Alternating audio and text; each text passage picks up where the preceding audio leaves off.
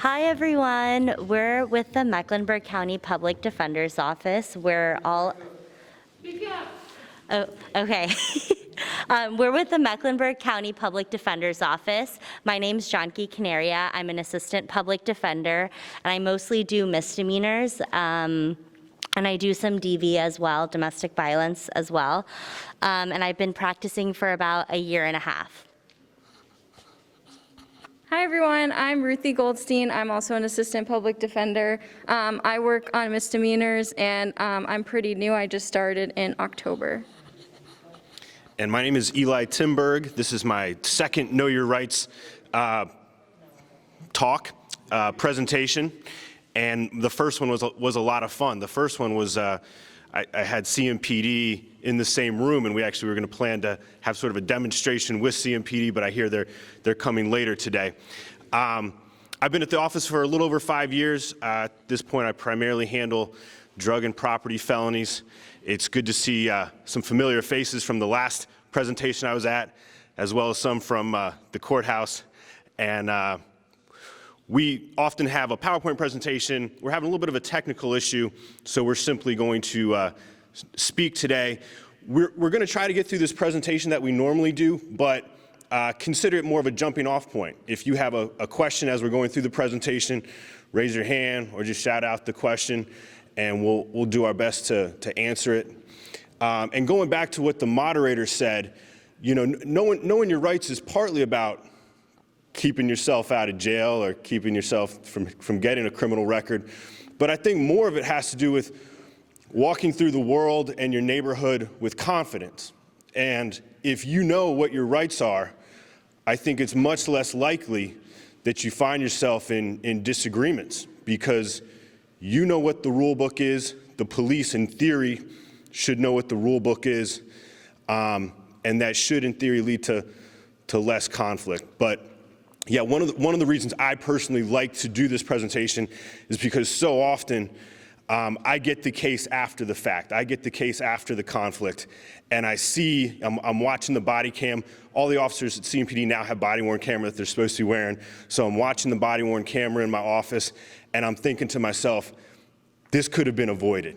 This could have been avoided if my client knew what he could do, when he could do it. So with that, I'm going to let Janki start. So the first thing that I want to start off with is giving out our number. So if you guys have any questions, please feel free to reach out to us. We love talking to everyone. So our number is 704-686-0900. And yeah. And just to reiterate what Eli said, why it's important to know our rights. Obviously, we're all living in America, and we have the American Constitution affords us certain rights, and it's important to be able to know them and to articulate them, not only to avoid conflict, but just to sort of know how to exist in this world, I feel like. But the one thing that I do want to emphasize is that while we do know our rights, and it's important to assert them, and that will hopefully, if you are ever in a conflict with a police officer, hopefully it will lead to allowing your lawyer to have some remedies for you available in court. But also the burden of de-escalation does fall on the police. So we can do everything right, and we can still, unfortunately, not have a good result at the end of the day. So with that, I'm going to hand it back to Eli to start the law stuff. All right. So my role today is to talk about the Constitution and the different sort of encounters that the Constitution allows police to have with the public. There is voluntary contact. There is in which the police come up to you voluntarily and start a conversation. We'll go into that in more detail. There's detainment. That consists of an officer coming up to you on the street and telling you, essentially, you need to stop. You're not under arrest, but you cannot, your freedom is temporarily restrained. The most common form of detainment is your typical traffic stop. You get stopped for speeding, suspended license. That is generally a detainment. And then lastly, I'll talk about arrest and search warrants. All right, so I would guess that the vast majority of interactions that the police have with the public are voluntary contact. Officers will, are allowed to come up to you in the street, start a conversation, and ask you pretty much any question. Hey, what's your name? What do you think of the weather today? Where are you going? Where are you coming from? These are all questions they're allowed to ask you. At the same time, if it is a voluntary encounter, if this is voluntary contact, you are equally allowed to terminate that encounter, to walk away. Am I free to leave, officer? Am I being detained, officer? These are all very fair questions for any time you encounter an officer. If there are two things I want there to be a takeaway today on, it's that I want to instill two questions into this group today. The first one is, am I free to leave? Do I have to? Am I free to leave? Do I have to? Those two questions will be extremely helpful in any encounter you have with the police. And I think the other really important thing, aside from those two statements, are to put some action with those words. Am I free to leave? Do I have to? Am I free to leave? Do I have to? And the officers will tell you if you are not free to leave. If yes, in fact, you have to submit to a search. But those two questions are the best way to start. And put some action with those words, slowly walk back. Am I free to leave? Do I have to? Because as you'll see, and from the CMPD team that's coming shortly, they are well trained. They are charming. They are good at their jobs. And often they will get you to stick around for that conversation, which may not go well in the future. So like I said, they can ask for your ID, they can ask for your name, they can ask for your consent to search them, but assuming this is all voluntary, you are equally at liberty to say no. Or rather, am I free to leave? Do I have to? Hey, do you mind if I just search you real quick? Do I have to? Well, you don't have anything to hide. Do I have to, officer? And it's one thing to know your rights. It's a much different thing to assert them, especially when you're dealing with somebody where the power differential is there, right? Where somebody is armed, you are not, potentially, and there's a badge, there's that show of authority. And so it really takes taking a breath and remembering, do I have to? Yes, sir. So in that moment when you're asking, do I have to, is the best case scenario, they should have their body camera on as soon as they approach. Yes, Somebody may not always have access to your cell phone to pull it out, or somebody may not, but then you don't want to pull anything out. But when they approach, they should have their body camera, so you should be comfortable enough to do what you just said. Do I have to? That way it shows in the court that you asked that particular question. Yeah, and it's also totally fair to ask the officer, do you have your body camera on right now? And if they say no, we'll say, well, please turn it on. And if they refuse, well, that's their prerogative. But the CMPD directives are online. The body-worn camera part of the CMPD directives are about 3 pages. Feel free to look at those directives. I know that for any stop an officer does, anytime they stop you, a traffic stop, or stop you on the street for what we call a Terry stop, Terry frisk, they do have to have their body-worn camera on.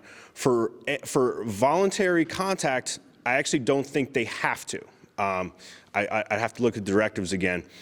So if it is a voluntary contact situation and you feel more comfortable with that body-worn camera on, I think that's a perfectly valid request. And John King Ruthie will cover filming officers, I think, later on in our presentation. But the short answer is you are allowed to film the police. You have to do it in a safe way. You certainly should not have that camera right up in their face or inserting yourself into the situation. But if you were at a safe distance, there's absolutely nothing illegal or wrong with you filming. Oftentimes officers don't want you to, but there's nothing illegal against it. So like I said, consent searches are what get a lot of my clients in trouble. You see a regular traffic stop, say a speeding ticket or a driving on a suspended, it's going pretty normal. Officers getting the license, registration, and then suddenly it's, hey, you mind if I search this car? And it's sort of, you know, it's a, maybe pull the door open. You mind if I search this car, step out real quick? And it can sound a lot, it doesn't sound very consensual. It doesn't sound like a request. You've got an armed guy sort of leading you out of the car. But as long as they're phrasing it as a question, do you mind, may I? It's still a question. It's a matter of consent. And so, again, do I have to? Do I have to, officer? So that's the voluntary contact part of the presentation. Now we're going to move on to detention. This is a situation in which you are not under arrest, but you're also not free to leave.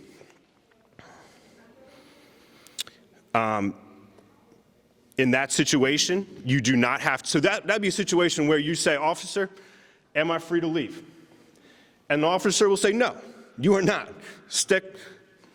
Have a seat right here, or stop right here, or lean against my car.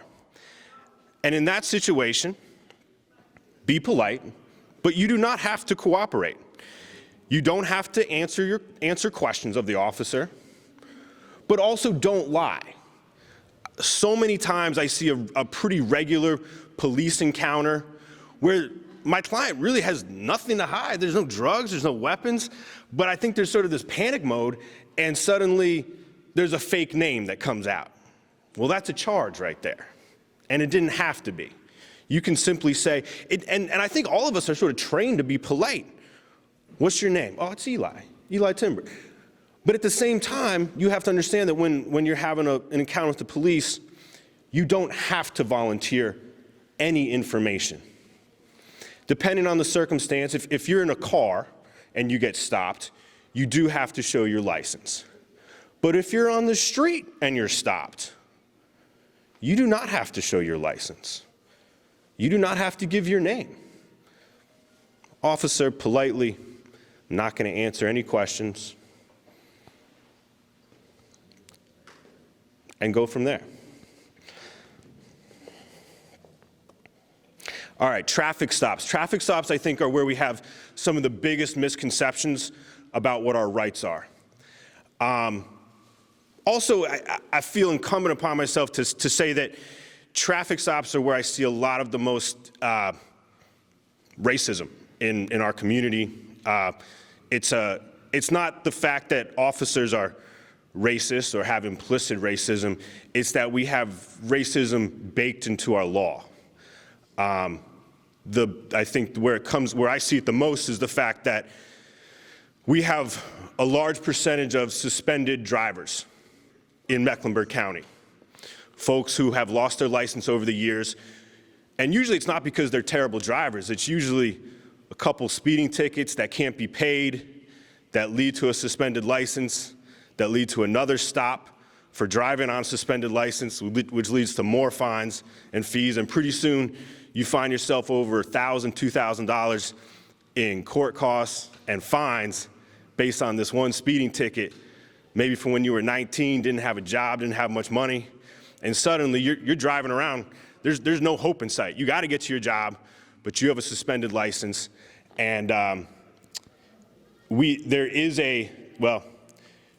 what Charlotte needs, I think, more than anything, is a driver's license, a robust driver's license clinic to help people get their driver's licenses back. Because a lot of the traffic stops we see are due to folks having a suspended license, and largely that's due to poverty. I have a lot of clients who say, you know, the cops are picking on me. They're constantly stopping me. And that may be true, but if you're driving without a valid license, they have every legal right to stop you. And there's not much I can do as as your attorney to stop that from happening. If the officers have a valid reason to stop you, suspended license or speeding, maybe one of your headlights is out, if they stop you, they are allowed to get you out of the car, no matter what. I see a lot of my clients get stopped. Officer asks them out of the car. No, I'm not getting out of the car. Why do you need me out of the car? I know my rights. I'm not getting out of the car. That's not true. You have to get out of the car, whether it's a speeding ticket, suspended license, or just the suspicion of a crime, a suspicion of, say, driving on a suspended license or a suspicion of DWI. Now, in actuality, I don't see a lot of CMPD officers asking a blonde woman in South Park to step out of the car on the speeding ticket. I just don't think that happens. Are they allowed to? Sure. But that's a little bit more selective in my experience. Yes, sir. How do they know you have a suspended license without running your license? Don't they have to run your license? Do they have to pull you over for something else to get you on that? That's probably a better question for the 3 o'clock CMPD officers. But what I believe occurs is they run the license plate. And they have a reader, the license plate reader runs it. And if that license plate comes back to a driver whose license has been suspended, they can pull you over. Now, it doesn't matter if you're using somebody else's car, right? And the registered owner of the car, registered driver, is the one who's suspended, and you're perfectly fine. That gives them enough reasonable suspicion to make the stop. And so you got to be very careful about whose car you're driving in, right? For a number of reasons. But that's certainly one of them. When the officer pulls you over, like I said, for a speeding ticket, any infraction, and the suspicion of any crime or infraction, they can get you out of the car. It is also incredibly, they're not automatically allowed to pat you down. But if they feel that there's any sign of dangerousness or any indication of dangerousness, they are allowed to pat you down. And that standard, unfortunately, is not very high. The courts have found, for instance, I was reading a case the other day, 4 guys in the car, officer starts a conversation during the traffic stop with one of the guys in the back, notices the gentleman in the back had on a gang color, knew 2 people that the officer believed to be in a gang, got him out of the car, patted him down. And the courts ruled that that was enough to indicate dangerousness. And so officers are not automatically allowed to pat you down, but it doesn't require much. Fiddling in the glove compartment. Unfortunately, that's enough to justify the pat down. However, after that, your rights get a lot more firm. They cannot start digging into your pockets without probable cause that there's illegal activity afoot and that going into your pockets will find more indication of that illegal activity. Now, the problem is that pat down, which is oftentimes allowed, quickly transforms into digging into the pockets. And that's where asserting your rights becomes very important. Sir, get out of the car. Sir, I saw a knife on the seat next to you. I'm going to have to pat you down for weapons. You mind if I reach in this? What's this right here? You mind if I reach in there? Do I have to? Do I have to? And if the officer says, well, yeah, I'm going in these pockets, you're no longer giving consent, right? But you need to find out, do I have to? I'm going to pat you down. Do I have to? The version of a traffic stop that occurs on the street is just a stop, often called the Terry stop, based on the case of Ohio versus Terry. Sort of random stops on the street have been a long time practice in certain cities. In New York City, at least for like the last 2 decades, there was a common practice of simply stopping a lot of black men on the street with very little reason. There's been efforts to reform that practice. But if an officer does have reasonable suspicion that you were involved in a crime, he is allowed to stop you and start asking you questions. You do not have to answer those questions. You do not have to consent to a search. If there is suspicion that, if reasonable suspicion does exist, you do have to give some identification. But again, it's up to the officer, not you, to determine whether that's necessary. Can you give me your name? Officer, I'm not going to say anything. Well, you're going to have to give us some identification. Do I have to? Yes. Okay. Here's my identification. And again, any traffic stop, you do have to show your license. That's part of the business. But you do not have to answer any other questions from the officer during those traffic stops. Can I ask a question? Yeah. When you say, I know you talk about reasonable suspicion, so is it a case, and I guess the officers will be able to answer the question when they're here, is there, we know that there are conscious biases, right? You know, unconscious biases going on. So do officers basically look at your response to their question, how you either respond or react? Maybe you might be a little bit, come off somewhat aggressive.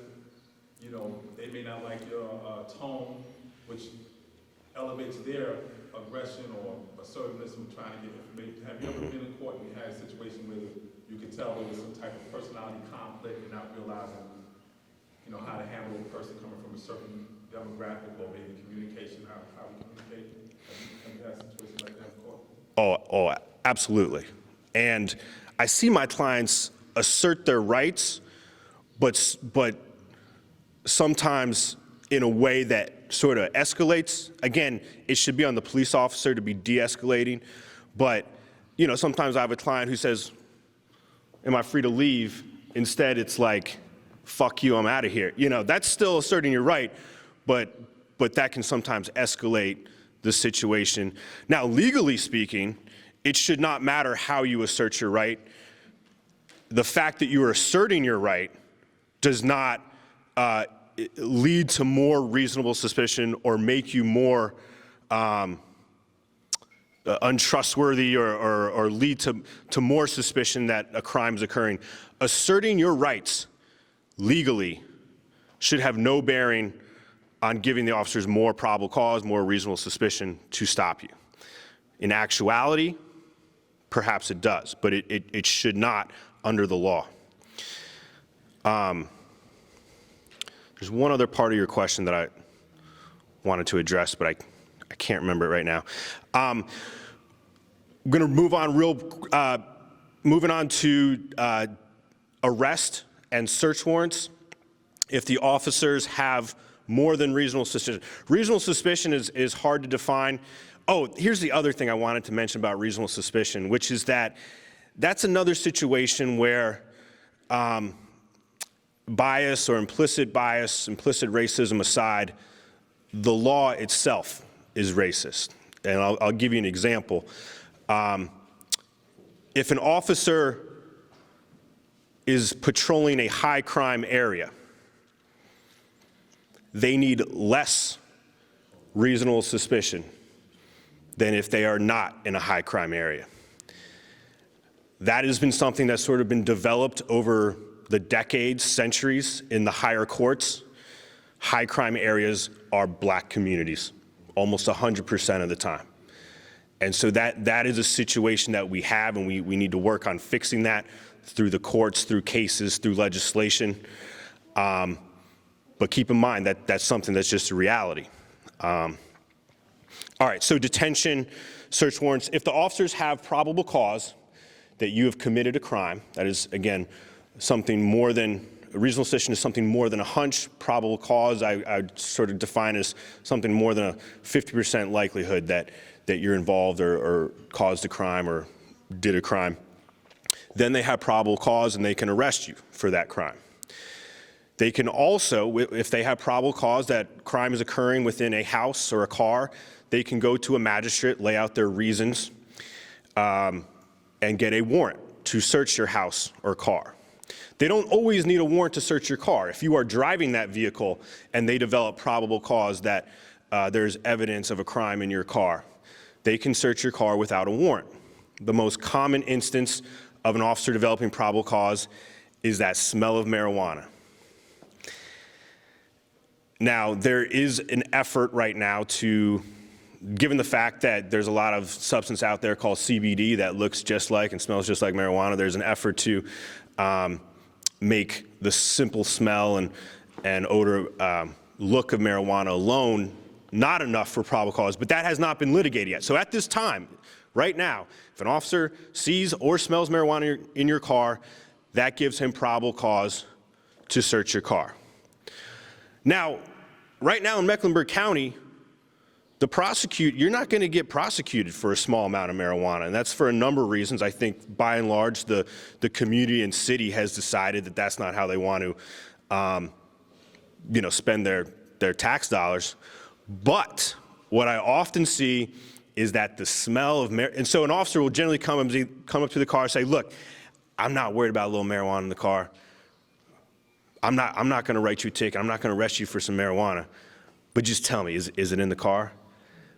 If you answer yes to that question, you have given the officer essentially permission to search the entirety of your car, or your uncle's car, or your cousin's car, and you don't know what's in that car. So many, and I'm sure my colleagues can attest to this, so many of my carry concealed gun charges, CCG, level 2 misdemeanors, start out with that smell of marijuana or, "Hey, you got a little marijuana in the car?" "Yes, I do." "All right, step out for me." And then 20 minutes later, we have more charges. There is something called the plain view exception to the warrant. If an officer sees something that looks like illegal in your car or in your house during a voluntary encounter, that allows them to get around the warrant requirement. So be very careful about what's being left out in your house and in your car. When you answer the door, be very careful about how far open you hold the door. Nothing wrong if a police officer comes to your house, you say, "Officer, I'll be right out." Close that door behind you. Let's have a conversation right here out on the porch. And it's not even because you're hiding anything. I think it's just important to sort of get in the habit of asserting your rights. Because when we don't, I think it makes officers lazy and more prone to disregard or violate your rights. I don't think that most officers are out there trying willfully to disobey the law or violate your rights, but when we don't assert our rights, bad habits form. Lastly, search incident to arrest. If the officer puts you under arrest for anything, even something very minor, he is allowed to search you. Now, arrest is not the same as being detained. But if the officer says, "You know what, you're under arrest, I'm taking you to jail," they are then allowed to search you quite extensively before they put you in your car. Down at the station, they can even do, down at jail, they're even allowed to do a strip search. And I'm getting the notice that my time is up. I will pass it off to Ruthie Goldstein. Okay, so. Let's give him a hand for that. So Eli just spent a lot of time talking about your right to refuse consensual encounters with the police, asking them if you're free to leave, if you have to. If they say you're free to leave, if they say you don't have to talk to them, you can terminate the encounter and go. But there are situations where you're not free to leave, and if you do try to terminate the encounter, you could end up with more charges. We see a lot of people charged with resisting arrest, with assault on a government official, with giving fake information to the police, and that can be a problem for multiple reasons. First, it's another charge that you have to deal with in court. Second, I think we've all seen how officers can escalate situations where they feel like the person they're trying to arrest or speak to is resisting or not being compliant. And third, for your attorneys, it can be a lot harder to deal with those charges. The prosecutors might be less likely to dismiss those charges. Maybe otherwise you were only facing possession of a small amount of marijuana or a small larceny, and we can get restitution or the marijuana dismissed, but the police officer's there and wanting to prosecute the resist charge. So there is a fine line between refusing a consensual encounter with police and resisting. And unfortunately, the resisting statute is pretty broad. It's resisting, delaying, or obstructing the police. So even something as small as like wiggling when they're trying to put the cuffs on you or moving around can give you a resist charge. And that's really difficult because sometimes the officers are handling you roughly, and it's your instinct to straighten out your arm because they're hurting you. But unfortunately, that can ultimately result in a resist charge.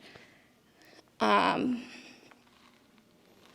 then I wanted to talk a little bit about Miranda warnings. Has everyone here heard about Miranda warnings? I know you see them on TV. Often when you see someone being arrested, that's when you see the officer giving them the warnings. You have the right to remain silent. Anything you say can be used against you in the court of law. You have the right to an attorney. If you can't afford one, an attorney will be provided. A lot of people think that if the officer is not reading you these Miranda warnings when they're arresting you, that means that the arrest is illegal.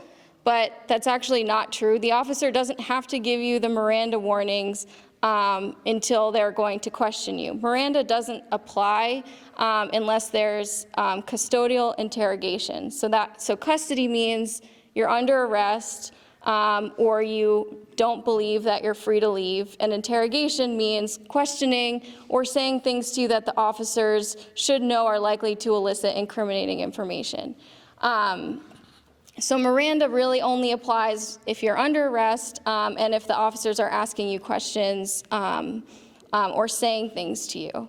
And another thing that's important to remember about your Miranda rights, your rights to remain silent, your rights to ask for an attorney, is that you should be as explicit as possible that you're invoking your rights. You should say, I'm invoking my right to remain silent. You should say, I want to wait for an attorney to come. If you just stay silent, if you don't say anything to the police, they can keep talking to you. They can keep trying to goad you into answering questions. And then as soon as you start talking, they've considered your right to remain silent waived, or your right to have an attorney waived because you never explicitly asked for it. So those are things to keep in mind. Mm-hmm. If you're saying the Miranda rights does not have to be read unless you're under arrest, then why are they handcuffing you? Does that mean you're under arrest or you're not?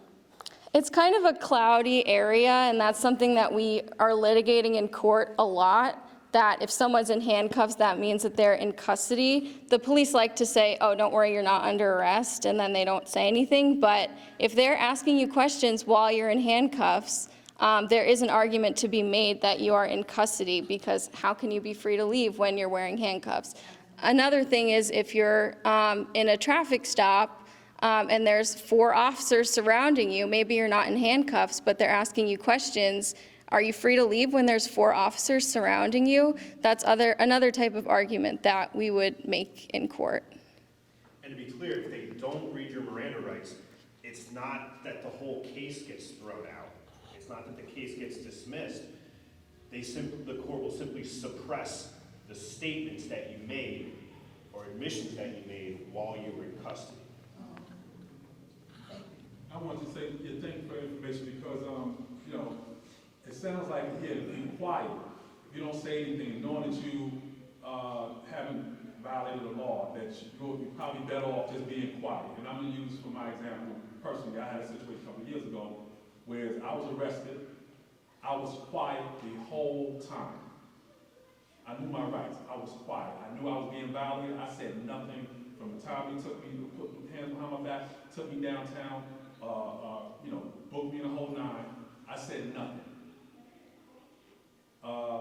Not guilty was the invert, because I knew that everything they did was wrong. But that was my defense. I was quiet. Mm-hmm. So I think we all have had encounters with police, and I think it's okay to speak on that while these public defenders are here, because they know those laws that some officers may not know. And you don't have to volunteer information beyond what they're asking you, beyond what the stop is for. Like Eli was talking about traffic stops. We have a lot of cases where they're stopping you for expired registration or something like that. And the first thing they're asking are there any guns in the car? And you have a gun in your glove box. You don't have to volunteer that information. You can say, I'm remaining silent, because we see so many concealed gun cases where they were stopped for something else, something minor, and then suddenly a gun was found under the seat in the glove box, and it could have been avoided if the information hadn't been volunteered in the first place and there was no consent to search and officers didn't have any reason to search. Now, sorry, big caveat there. If you do have your carry concealed gun permit, as you'll know from taking the carry concealed gun course, if you are stopped by an officer, you need to immediately tell the officer that you have a carry concealed gun according to your permit. So when the officer is behind you and you're stopped, do they not know that they pull up your license, do they not know that you have a permit to carry a gun and you may have it with you? Yes, they So then why are generally they do. asking? So why are they asking if they already know that? Well, because if you have a carry concealed permit and you don't tell them immediately, that's a new charge. Okay, that's what's important. But, yeah. So you're saying that when they pull up your tag, they're actually pulling up more than your tag? Oh, yeah. Because you just said that he knows that you're carrying a weapon, or you have a permit. I think they know everything that would be in the DMV database, your race, your age, Wow. where you live. Just for the sake of who's here, I think it would be kind of cool if you could go into more detail about the point between voluntary and arrest, like the Dunaway part, where basically it's so you're not under arrest, but you have to stay. How do you know when they're switching from, you're not under arrest to now you're under arrest? Like, that's always been a question that I've had. So technically, they usually will say, now I'm placing you under arrest. Now I'm placing you under arrest. Obviously, that, like, in theory, that's what they should be doing. Unfortunately, in practice, it's very confusing. Suddenly, you start seeing the handcuffs come out, and then you're like, what's going on? They're like, they're not really telling you anything. They're asking you to get out of your car, and that's another example of, like, it's really important to know your rights. It's really important to listen to what the officer is saying, how, like, their tone may not match the question they're asking, so they kind of, like the example Eli was giving, they'll be like, may I like look at like this, and they're like opening your car door, and it's like you have to think, okay, so he's asking he's asking in a question format if he can open my car door, but he's already doing it, so like at what point is that, like, this is not an arrest now. This is still voluntary contact. I still am free to leave. I think the biggest question that Ruthie was saying is, am I free to leave? So at any point, if you feel like you're not free to leave, or you feel like that is something that is important to state on the record, especially with the body camera, that like, hey, am I free to leave? Ask the officer. If he says no, probably detention, probably arrest is coming soon type of situation. So Eli, do you all demonstrate, in the past, we say you demonstrate that? Yeah, We were going to do a demonstration at the end. That's kind of what I was going to get you on. What you were saying is that basically, how does it transition from a voluntary, basically approaching a conversation to now it's transitioned into an interrogation, where now you're a suspect and you can't leave. That's basically what you're doing. Yeah, the main difference between voluntary and detention, you are no longer free to leave. How does that transition happen, though, from voluntary to detention? Well, the officer, during some part of that voluntary conversation with you, develops reasonable suspicion. Maybe the officer notices a bulge in your pants that, consistent with his training and experience, is a firearm. Perhaps the officer, now that he's close to you, talking to you, smells the odor of marijuana. Suddenly, that goes from voluntary to reasonable suspicion, potentially more. If he smells marijuana coming from you, that is under the law now enough to develop probable cause to now search you, search your pockets. So that's That's how that transition would happen. Hi, can I ask you a question, or awareness type of question? I know that some young men, mainly blacks, who are on probation, my daughter is an attorney, she works for civil rights reform, but she was telling me that simple things like, for example, if you're on probation, she had a young man she was defending, he made a U-turn at a light in the area where he should not have made a U-turn. To us, that's like no big deal. But they ran, I guess, everything, and because he was on probation, something as simple as that got him put back in jail. What also about probation, and it gets complicated once we talk about probation. You lose a lot of your rights when you are on probation. When you sign up for probation, they have you sign some forms, a whole lot of forms. One of those forms says that you're essentially waiving your right to be free of certain types of searches of both your house and your vehicle. But again, if you're on probation, it's still, do I have to? Am I free to leave? Both those questions will get you where, well, will set you up most for success. I got a question. Oh, My question here. refers to search of a vehicle. The mic. But okay. So I got a question. My question refers to search of a vehicle. Say that you're stopped by an officer, no liquor smell, no marijuana smell. What would constitute them searching your vehicle? Or what would constitute an illegal search? Because I've been on several different scenes and several different cases where I've told officers, you can't search that person or you can't search that car. Like, what is your probable cause? And it depends on what they suspect the illegal activity is. That will dictate to what extent they can search. If they believe that the illegal activity is smoking marijuana or possessing marijuana, then they can search any crevice of your car that can potentially hold marijuana.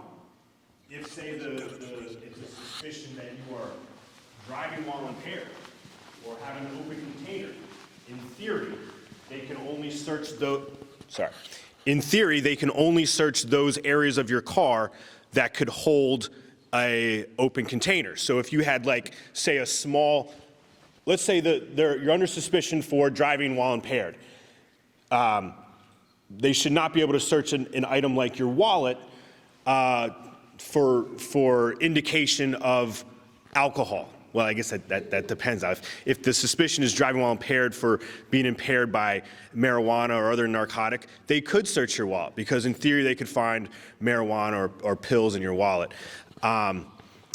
If you're under suspicion of, say, having a gun illegally, they should, in theory, only be allowed to search areas large enough to hold a gun. Okay, say for instance, Wait. We want everybody to be able to listen and understand your question. okay.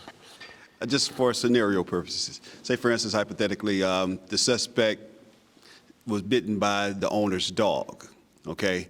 And they pull you over for expired tag, and they notice a dog bite on your hand after they pulled you over.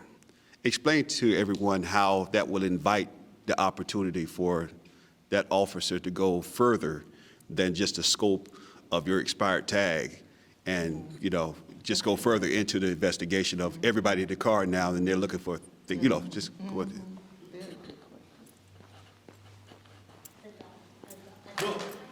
Sorry, what I would say is that when an officer stops you and sees indication of another crime, whether it's a dog bite or you match the description of a robbery suspect, they are allowed to ask you questions about that incident.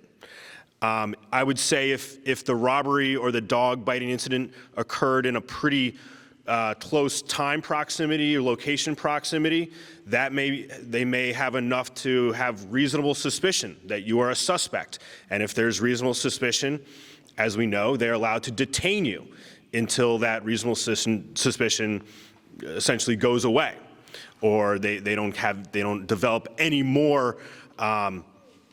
While they have that reasonable suspicion, though, they have to actively be working on the investigation. They can't just sort of keep you around forever while they have that reasonable suspicion.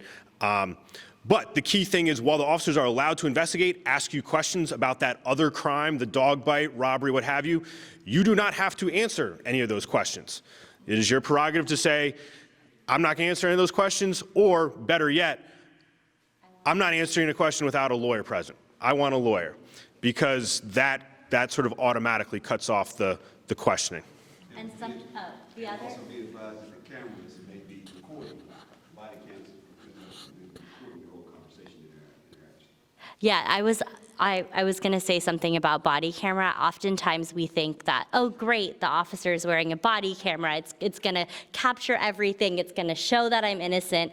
Body cameras often record everything. They show the whole scene. So if you're in the car, like this happens a lot. You're in the car with your friend, and the officer's like doing his other thing around the car, and you're like whispering stuff to your friend. All of those admissions are also in the body camera. If you're like, hide the weed, whatever. Oh my God, there's a gun in the car. That's also being picked up in the body camera. So I just always recommend to all my clients, like, make sure you're aware of your surroundings. The body camera can prove your innocence. It can also prove your guilt in the same way. So just be aware of what you're confessing, what you're saying, and if you're not sure, always ask for your lawyer. If they're questioning you, if they're going too hard, ask for your lawyer. That's why we always give out our number. Oftentimes the officers are like, well, who's your lawyer? Like, how can you afford a lawyer? Whatever. You have a public defender. Everyone's entitled to one. Give our number. Hopefully that will give them enough of a reason to stop questioning you. So usually it works sometimes. Well, every officer has their own agenda as well. So you've got your lawyer who can, fight to suppress that statement or any evidence. And it's about, and all of this is about making sure that you're preserving all of the remedies the Constitution allows in court. So officers are going to do what they're going to do. We can't control what they're going to do. We can't control their biases. We can't do anything like that. But when we get into court, Eli, Ruthie, we will make those arguments for you. We will make sure that everybody in that courtroom knows that your rights were violated, and that's sort of our job. So, yeah. I was just gonna say, my suggestion would be anytime you have any kind of contact with police officers, make the contact as short and sweet as you can. If they pull you over for an expired tag and they want your license or registration, give it to them. Don't carry on a conversation. Just refuse to say anything, because with everything that you say, you're giving them another step towards gaining that reasonable doubt or probable cause to get something else. So your best defense against anything to do with police is to just keep your mouth shut. If they pull you over, just give it to them. Let them run their tags. They want to have a conversation. You don't want to talk, because every statement you made can be taken in another way. So that would be like my number one piece of advice to anyone. Just I have a question. Don't talk. Is Know Your Rights taught to grade school or high school students? I would hope it would be. I doubt it is, though. And the reason why it should be is because they can drive. So the question is, a lot of this that we're talking about in upper age adults, let's say past 18, if kids are driving at 16, why isn't this taught to them? Why isn't Know Your Rights taught, period? Great question. Okay. That is a great question, and I'd like to put it back to everyone in this room. Know Your Rights is a youth and parent symposium. So therefore, we expect for parents to bring those youth or those youth around them and with them. We advocate and advertise to the community, to radio stations and TVs, that this is a youth and parent symposium. So youth should be here, but it is responsibility of the parents or aunts, uncles, or other to bring or make sure those youths are here. And they should be here. This is not a rebuttal for you. It's giving everyone an opportunity to understand the Know Your Rights program. However, with that said, I'd like to add that many times it is not necessarily the youth that is the problem. It is the information that they have garnished or been given by their parents, uncles, brothers, and sisters, and in the streets. Word on the street, they say. So therefore, it behooves all of us to do our job. Know Your Rights is presented, and the public defenders are here every quarter and at least 3 times a year. So it's available, but then again, going to school and taking reading lessons and not reading books, definitely different. So having the ability but not doing it, 2 different things. And let me add, when we do send out the information that we're doing another Know Your Rights project, it is very important for everyone to try to get their youth out here and your young adults, not just for teenagers, it's for young adults. It's for those who actually have to be out in the street because they're working. This is how you get your questions answered, because we send it out, which we're happy that you adults took the time out to come and participate and be a part. And I know you have a lot of things to do on a Saturday. But when we're sending it out through Facebook, all your major social media, when you see Know Your Rights, automatically it's Mecklenburg Council of Elders and all of their nonprofits that's up on our umbrella that put this together.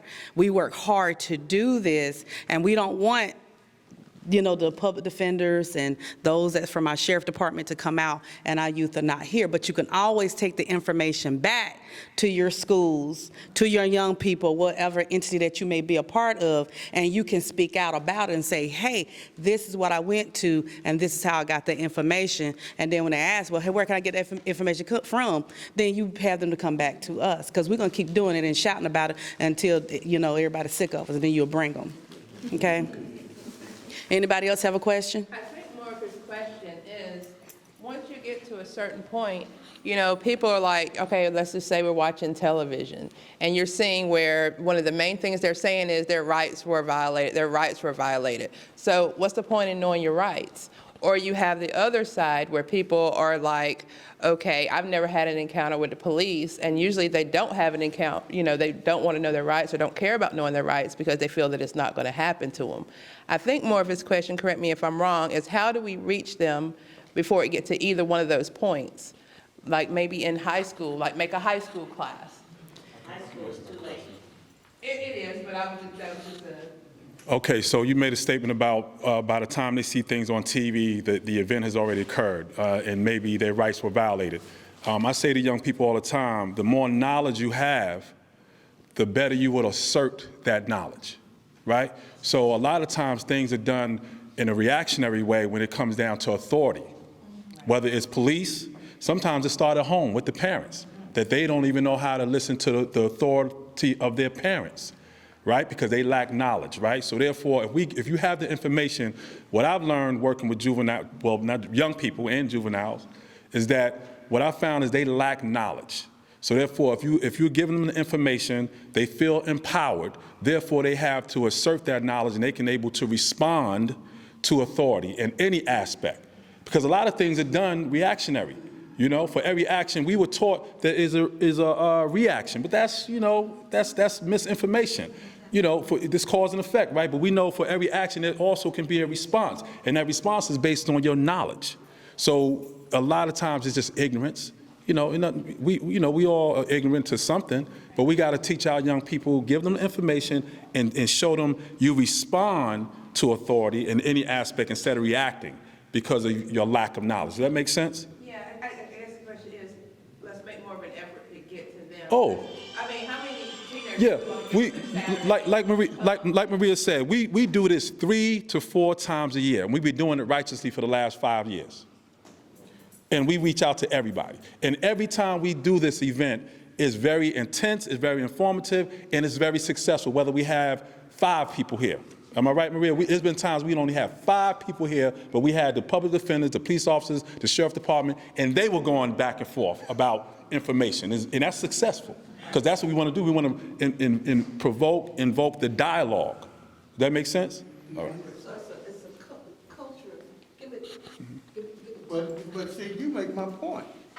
If you're only getting 5 apples in a basket, and you can get 30 in a classroom, why not bring the source to the classroom? That don't make sense. We're working on that. There's a process. We're looking at, it's a process to get into the school systems and so forth and so on. Right, we get that, but like I said, we're working on it, and if anybody has that information, I mean, to get there, we'll get in there. We got brother from the sheriff department. Hello, guy. Yeah, I just want to address that particular question, and don't want to get too deep into scriptures and Bibles and things of that nature, but it all pretty much comes as a culture and a tribe. Because what we do, we prioritize things and we invoke the priority into our youth. And, if Beyonce was here, the plaza would be lit right now.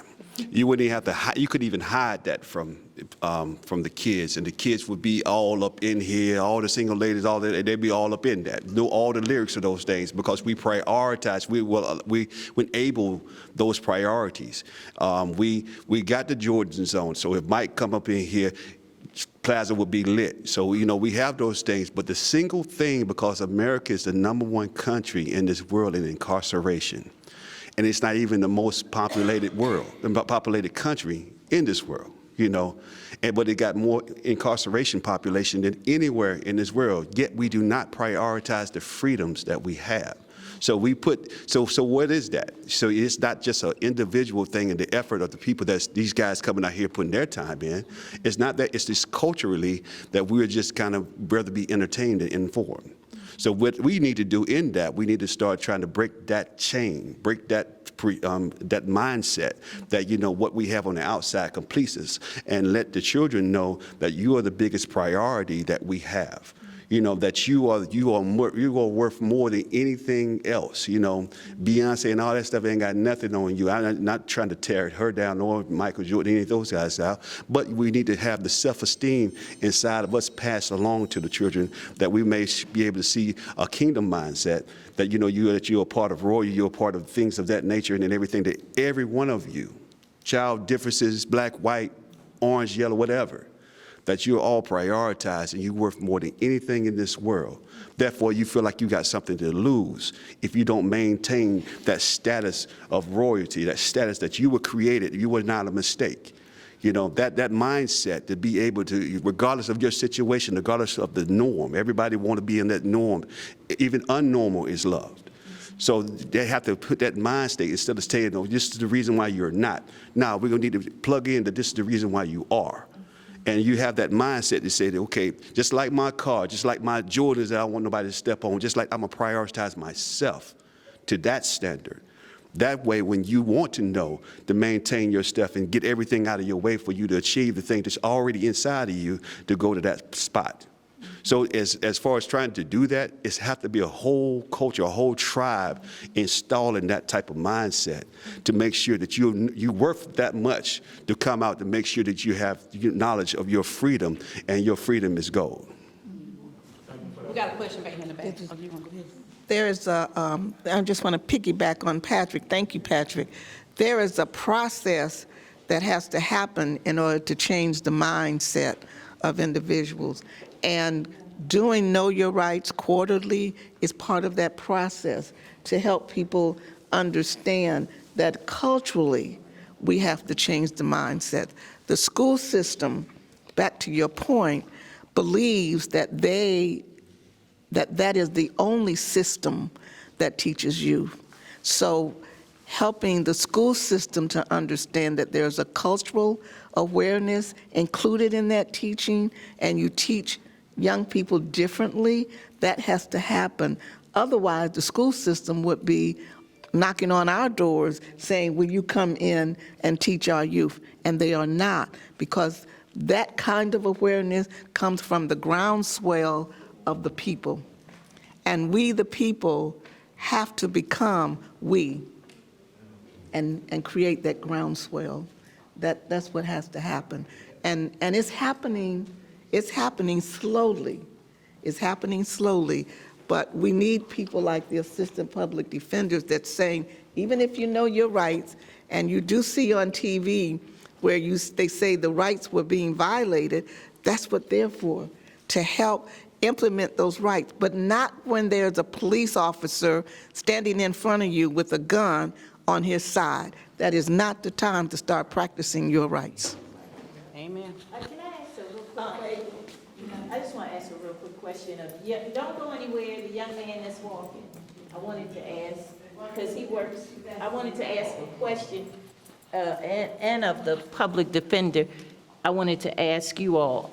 I have a lot of teenage nieces and nephews and cousins and so forth. So what we've been teaching, and I just want to know, am I on the right track, is that if you're stopped, I'm talking about the 16-year-olds, if you're stopped and the thing that you should do is comply.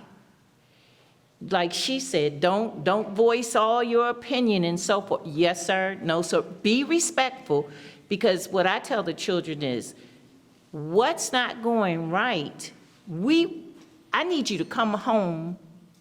I need you to come home, be alive, so that after you get home, then we'll go and we'll do the fighting. But when you are stopped, just do what they say. I know that might not sound like that's the right thing, but I'm just saying, even though they're doing wrong, they may be doing wrong and trying to violate, no, give them the knowledge to say, I can't answer that, I need my parent, or something like that. So I don't know. Okay, to that statement, we have a presentation taking place after lunch, I believe, that's going to talk about different response mechanisms, or how we respond to certain conflict, right? And it's going to be talking about fight, flight, or freeze. We all have that in us. So a lot of times those kids who, may assert themselves in a negative way, they have a certain personality trait. So we're going to talk about that later, and I'm not going to get into that, but that's another presentation. But we all have it. I got a question in the back. We all have it. So therefore, I got a question. Tinkery. We want to make sure everybody get their question asked, even if the help is trying to get hers done too. Amen. We're trying to take temps and make sure everybody feels good. I'm Nurse Beth. I know Maria's heart is to prevent any accident and any harm or danger to anybody in the community.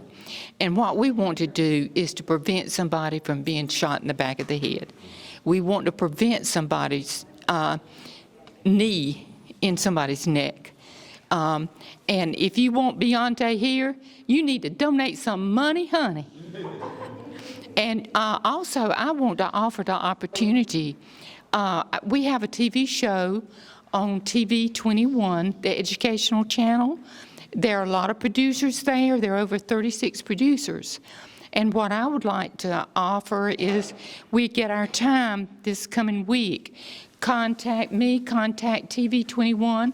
Find out what show you can be on for the community, because there are a lot of good presentations. Actually, people can tune into the show on their phone all over the world. So you just don't know who you may be reaching. You might be reaching somebody in Saudi Arabia or Haiti. So donate the money, honey, and enjoy. Hold 1 second. 1 second.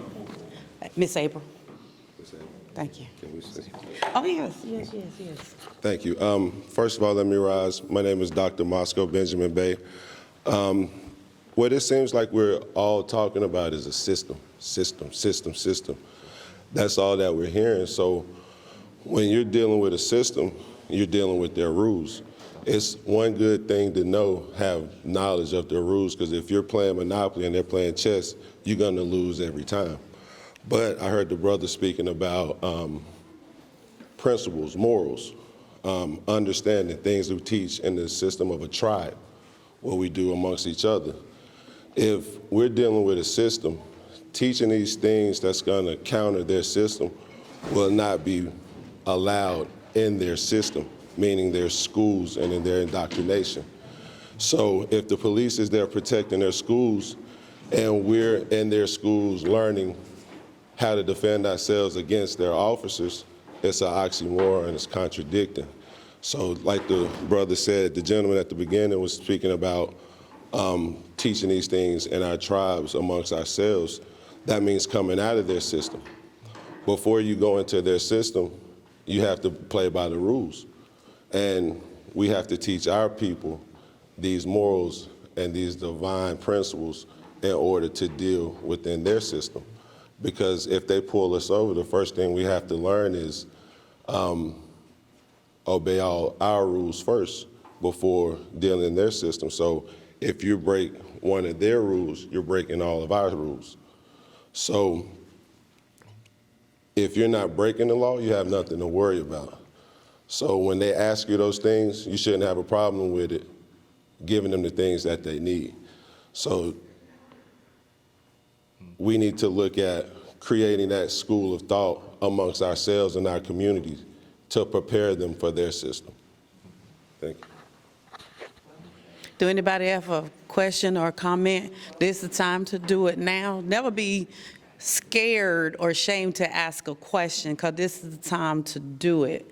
I know a lot of times now every day, and then you don't notice anything till something come up, because all this you got to take back into your communities. And, you know, they have their work ethics that they have to do, and they're going to follow those procedures. But out here for us, especially people of color, we see all kind of stuff that happen.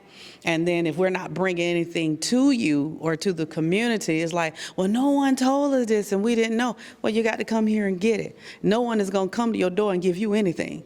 You got to get out and be able to understand what's going on and how this is going to affect us as a community to do what needs to be done.